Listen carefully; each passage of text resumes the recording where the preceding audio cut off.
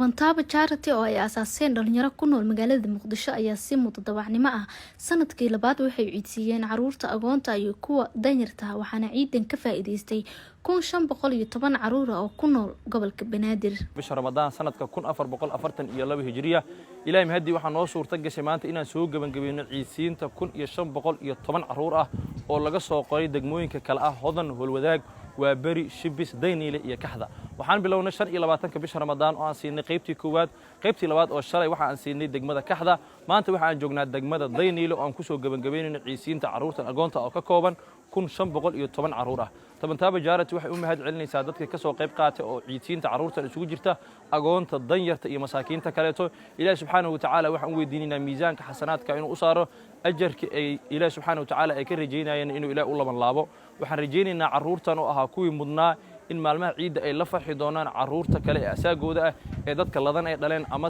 agoonta aan ahayn ee aabayaasha haysta doola cadeynta iyo waliba farxadda ka muuqata caruurtani waxay farxad u tahay dadka bixiyay sadaqadan.